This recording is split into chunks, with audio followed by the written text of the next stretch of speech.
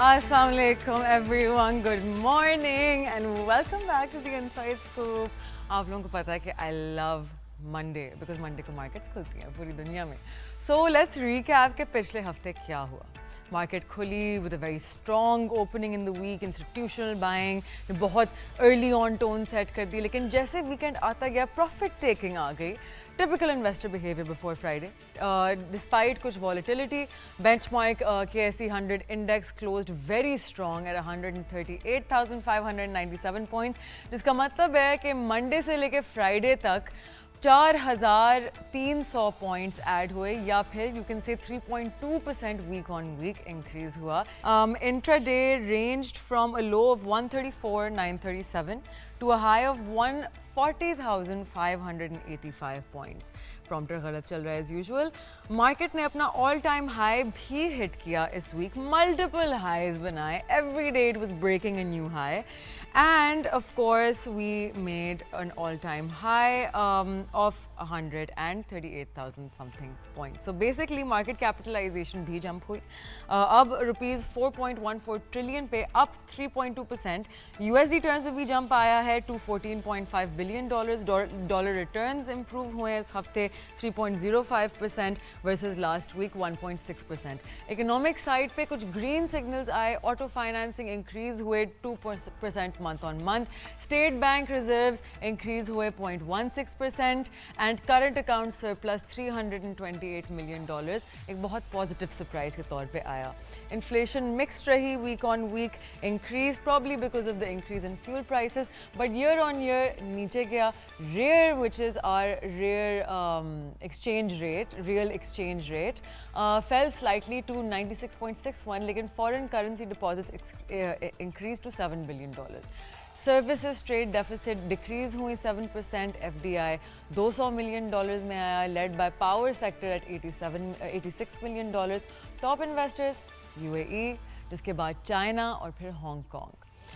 Investor sentiment stabilize हुई. Fiscal year to date return up 11.43%. Cyclical year to date up 20%. Sector wise breakdown ये है कि fertilizers ने add किए 2200 points, banks ने 1550 और investment corporations ने 600 points. लेकिन oil and gas और pharma थोड़ा ड्रैग हुआ. स्टॉक वाइज एफएफसी हीरो था स्टॉक मार्केट का, नॉट अ बाय और सेल कॉल. उसने अकेले 1800 पॉइंट्स ऐड किए, followed by UBL, Engro, HBL. Losers थे मीज़ान बैंक, पीपीएल, मारी. फिपी लिपी में ये हुआ. Foreign investors were net sellers worth $4.8 million. Foreign corporates ने सेल किया, जबकि ओवरसीज पाकिस्तानी नेट बायर्स थे. लोकल इंडिविजुअल्स और म्यूचुअल फंड्स ने मार्केट कैरी की, buying 22.3 million and $15.26 million worth respectively. लेकिन बैंक्स और DFIs ने heavy selling की at $34 million worth of equities जो उन्होंने offload की. मार्केट ने सेलिब्रेट किया बहुत सॉलिड गेन्स इस हफ्ते. बिगर जोल्ट आया इस्लामाबाद से. प्राइम मिनिस्टर शहबाज शरीफ ने ऑफिशियली सरचार्ज किया पाकिस्तान के electric vehicle future with a national action plan जो रीशेप कर सकता है ना सिर्फ हमारी एनर्जी स्ट्रैटेजी लेकिन ऑटो सेक्टर को भी in PSX. At a high level meeting prime minister ने क्लियर किया कि EVs electric vehicles no longer option है, वो नेशनल नेसेसिटी है. फ्यूल इंपोर्ट्स हर साल बिलियंस का नुकसान कर रहे हैं. प्राइम मिनिस्टर ने कहा कि इलेक्ट्रिक व्हीकल्स एक लाइफलाइन है इकोनॉमी के लिए, एनवायरनमेंट के लिए और हमारी यूथ के लिए. इलेक्ट्रिक बाइक्स, रिक्शास और लोडर्स अब नेशन वाइड रोल आउट में आ रहे हैं, backed by low interest loans, heavy subsidies and a complete local EV ecosystem. और सबसे ज़बरदस्त announcement, top students from all boards will be gifted electric bikes. साथ ही jobless citizens will get first access to electric loaders and rickshaws.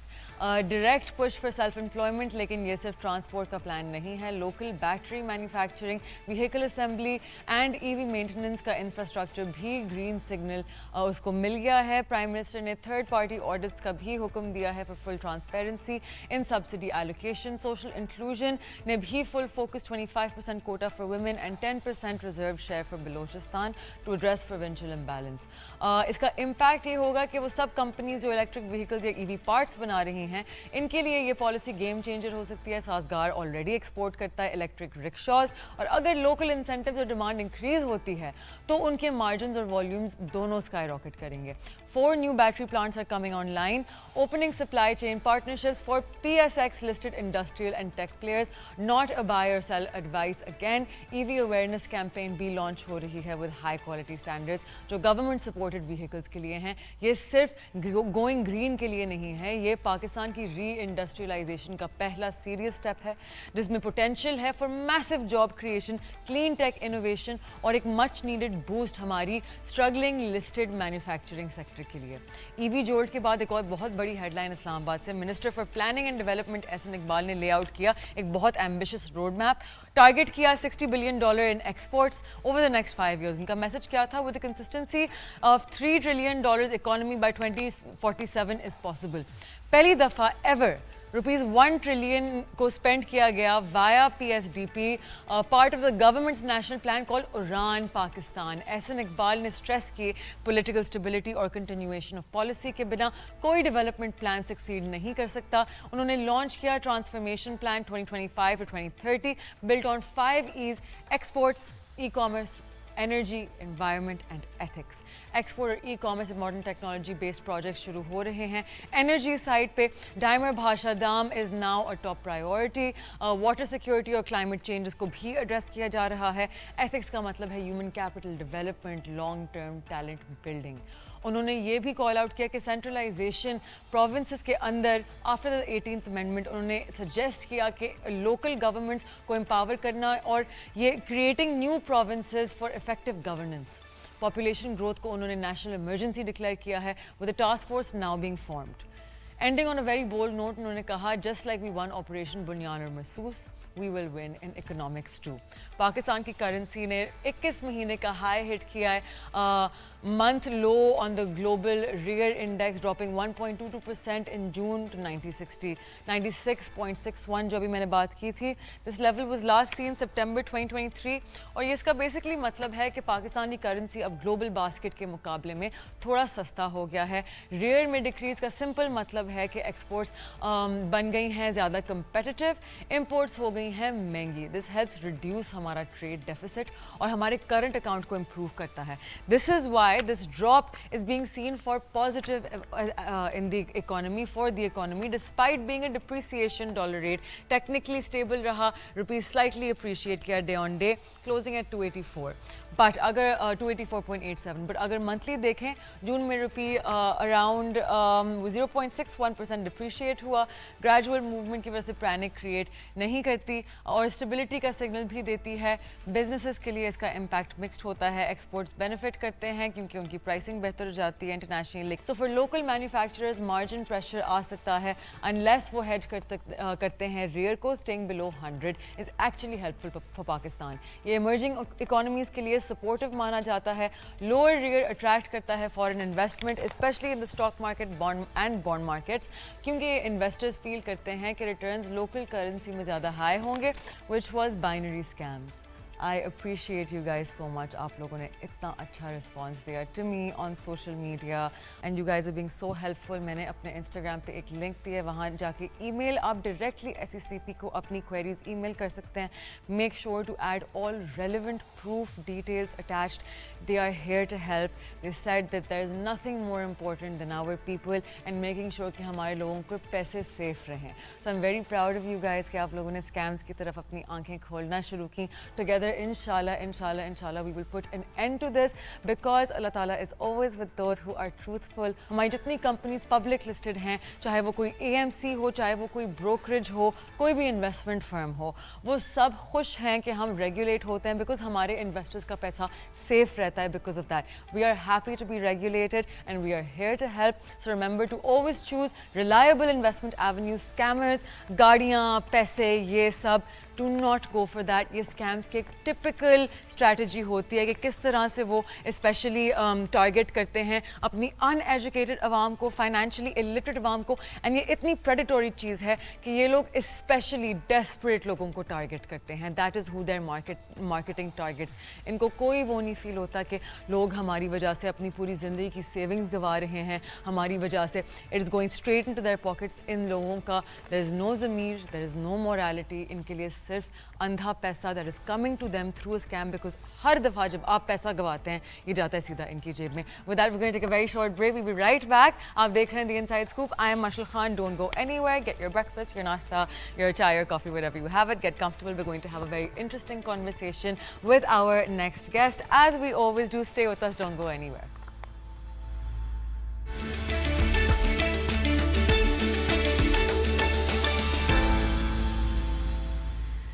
Welcome back. आप देख रहे हैं the inside scoop. Break पे जाने से पहले I let you know that as usual we have a great mind from our capital markets here at the studio today.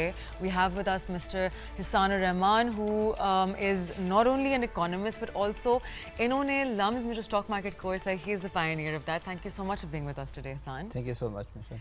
Okay, so first of all आपने मुझे बताया ऑफ एयर कि आपका तकरीबन 15 सालों का एक्सपीरियंस है माशाल्लाह से in the stock market. Is that correct? Yeah, you can say that. Wow, that's lovely. So you've really seen all of the bear and bull markets. तो आप बिल्कुल सही शख्स हैं जो हम कह सकते हैं कि who has a very long-term, first-hand experience हमारी stock market का, right? Lovely. So let's start with the federal budget, right? Especially आपका private sector, आपके exporters weren't happy with it. Other than that, energy sector की जो inefficiencies हैं, हर federal budget कोशिश करती है कि उसको address करें, ये नहीं हो पाता. What did you feel about the federal budget? What was the good? What was the bad? Thank you, Michelle, for the kind intro. I think budget पे जब भी बहस होती है तो हम छोटी छोटी नेटी ग्रिटीज़ में फंस जाते हैं। 2024 में हमारा जो टैक्स हुकूमत ने कलेक्ट किया लोगों से वो था 12.9 बिलियन। उसमें से 9.8 बिलियन इंटरेस्ट पेमेंट्स में चला गया था। बीच में 2-3 बिलियन बचा जो भी है infrastructure development, education, health, defence. इस साल जो आपने पूछा है 14 ट्रिलियन का टारगेट है और उसमें से 8.2 बिलियन 8.2 बिलियन फिर इंटरेस्ट पेमेंट्स में चला जाएगा। तो आपका जो सवाल था कि how do you evaluate the budget, उसमें ये है कि majority of our tax collection goes into debt servicing, सूद की अदायगी। अच्छा, आप सब लोग ये अज्यूम कर लेते हैं जो बजट पे कमेंट कर रहे हैं कि यार ये तो होनी है तो इसको साइड पे कर दो। ऐसा नहीं है। सूद की अदायगी ज़्यादा क्यों थी पिछले साल 10 बिलियन के करीब? क्योंकि इंटरेस्ट रेट्स बहुत ज़्यादा हाई था। इंटरेस्ट रेट हाई क्यों था? क्योंकि वो कहते थे इन्फ्लेशन 40% थी पिछले 1-2 सालों में। बट वो इन्फ्लेशन डिमांड पुल नहीं थी, कॉस्ट पुश इन्फ्लेशन थी। Cost push inflation cost of production बढ़ने की वजह से, यानी कि तेल की कीमतें बढ़ने की वजह से ज़्यादा होती है। Because there were false subsidies provided, previous government जंगें चल रही थी और उससे तेल की कीमत बढ़ गई तो उन्होंने इंटरेस्ट रेट बढ़ा दिया। And also बहुत subsidies दी गई थी from the previous government which was like a poison pill in our economy. हाँ, बट सब्सिडीज़ का ज़्यादा इतना उस पर नहीं फ़र्क पड़ेगा इन्फ्लेशन पे, मेनली कॉस्ट ऑफ प्रोडक्शन बढ़ने की वजह से। तो उन्होंने इंटरेस्ट रेट बहुत ज़्यादा बढ़ा दिया ये देख के मॉनेटरी पॉलिसी कमेटी ने कि इन्फ्लेशन ज़्यादा है। अच्छा, उससे होता ये है, monetary policy committee by the way interest rate decide करती है, IMF डिसाइड नहीं करता। तो इंटरेस्ट रेट ज़्यादा बढ़ाने से होता है कि बोरो बैंक से कौन कर रहा है? लोग नहीं कर रहे, हुकूमत कर रही है। तो जब आप इंटरेस्ट रेट बढ़ा देते हैं तो वही पैसा डेट यानी कि सूद की अदायगी करने के लिए आपको ज़्यादा कलेक्ट करना पड़ता है। तो अब interest rate please continue. Interest rate जो है वो अब जब 1% पे आ गया है तो अभी भी इन्फ्लेशन जब 1% पे आ गई है तो इंटरेस्ट रेट अभी भी डबल डिजिट्स में है। हमारी कोर इन्फ्लेशन अभी भी इज रिलेटिवली हाई। तो ये मैंने पिछले साल इस पे कोई 10-15 आर्टिकल्स लिखे थे कि हमारी इन्फ्लेशन कॉस्ट पुश है। जो आपने 22% रखा हुआ था पिछले साल, उसकी ज़रूरत फिर भी मेरे नज़दीक नहीं थी। दूसरा सवाल ये आता है कि हमने इसलिए भी रखा हुआ था कि इंपोर्ट पे प्रेशर पड़ जाता है। वो आपकी बात ठीक है, इंटरेस्ट रेट वाला अभी भी इंटरेस्ट रेट डबल डिजिट्स में और इन्फ्लेशन अगर 1-2% के करीब है तो मेरा पॉइंट तो है कि 2-3% कर दें। उस पर हुकूमत शायद ये कहे कि इंपोर्ट पे प्रेशर पड़ जाएगा। उसका एक तरीका होता है नॉन टेरिफ बैरियर्स। लेकिन हमारी कोर इन्फ्लेशन इज अभी भी बिटवीन 7 and 8%. तो फिर भी डबल डिजिट 10 से ऊपर क्यों है इंटरेस्ट रेट? 8 कर लें।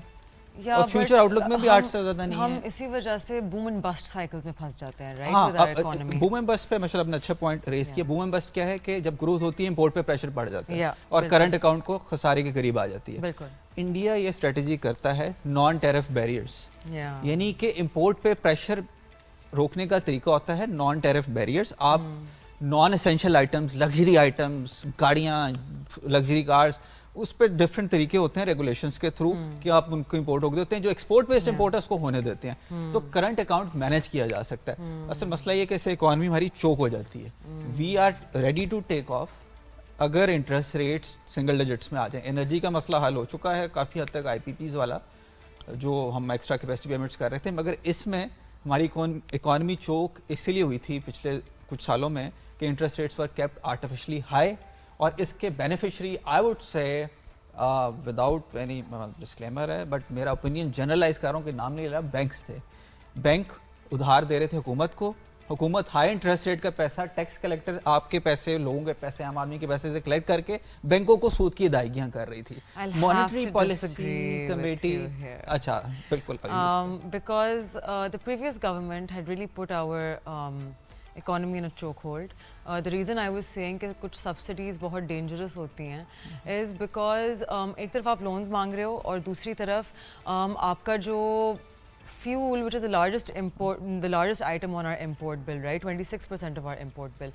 तो उसमें ये होता है कि जब आप सब्सिडी देते हैं तो आप आर्टिफिशियली लोगों को प्रेशर पड़ गया था, करंट अकाउंट प्रेशर पड़ गया, बात कर रहा हूं, बट आप दूसरी साइड पे बात कर रही हैं। नहीं, but what ends up happening there is कि आपने अवाम का फेवर ले लिया इस चीज़ से। It's a political move, which is what historically बहुत political parties ने किया है कि they just want the favor of the people, right?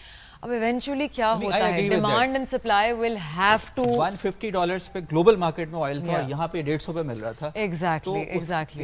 इसकी वजह से अब तो $150 से वापस 60s में आ गया। जब वो एकदम से आपको even करनी पड़ती है, you have to eventually demand and supply has to even out the prices. Government, but also when the new government came, and the new government has done stunning. But regardless, I think the current government has done a stellar job of bringing us to a space economically, and that even within a year and a half. आपकी 22% से लेके 11% तक इतनी swiftly और इतनी smoothly आपकी interest rates गिरी हैं। ऊपर से बीच में हमारे इतनी close to war, you know, whether it's Iran and Israel, whether it's us with India, इतनी ऐसे moments आए हैं उसमें they were very cautious about how much they increased the fuel prices, किस तरह से, हालांकि crude oil एकदम से spike हो गया था, right?